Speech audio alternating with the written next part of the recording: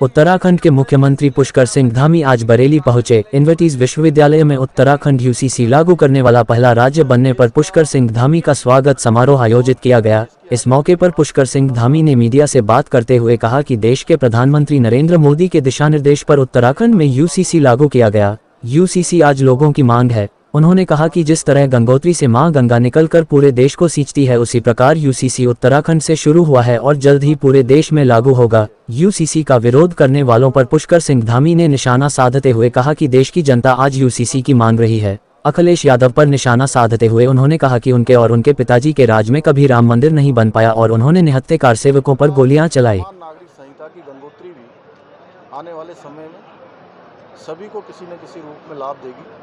समरसता, समानता स्थापित करने की दिशा में महत्वपूर्ण कदम होगा, जिसकी शुरुआत देवभूमि में हो चुकी है। 27 जनवरी 2025 से इस वर्ष से हमने देवभूमि में इसको लागू कर दिया है, इसकी शुरुआत हो गई है। सर, आपको लगता है कि पूरे देश देवभूमि उत्तराखंड से गंगा निकली है, तो निश्चित रूप से आने वाले समय में इसका लाभ सभी राज्यों को मिलेगा। अखिलेश यादव लगातार विरोध कर रहे हैं, कह रहे हैं प्रदेश में यूसीसी लागू नहीं किया जाएगा। देखिए, जिन लोगों ने तुष्टीकरण की राजनीति की है, वोट बैंक की राजनीति की है, वो इसीलिए इतने वर्षों तक एक लंबा कालखंड बीत गया।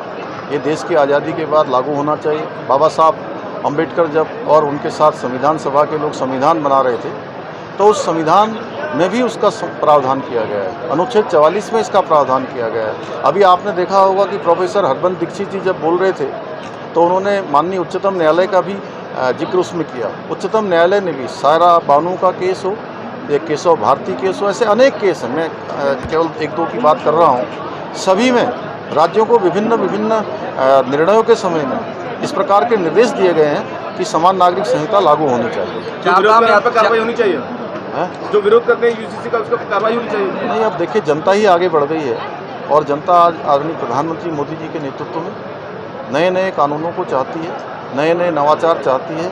जो लंबे समय से रुकी हुई प्रक्रिया हैं, उनको बदलना चाहती है और उस दिशा में ठोस काम हो रहा है। चाहे आज अखिलेश जी के समय में, उनकी पार्टी के समय में, उनके पूज्य पिताजी के समय में है, भगवान राम का अयोध्या में मंदिर नहीं बन पाया, कार सेवकों पर लाठियाँ चलाई गई है, धारा 370 कश्मीर में नहीं हटाई गई, 3 तलाक का कानून हट गया, नागरिक संशोधन कानून आ गया और देवभूमि उत्तराखंड में समान नागरिक संहिता की शुरुआत हो गई। धन्यवाद।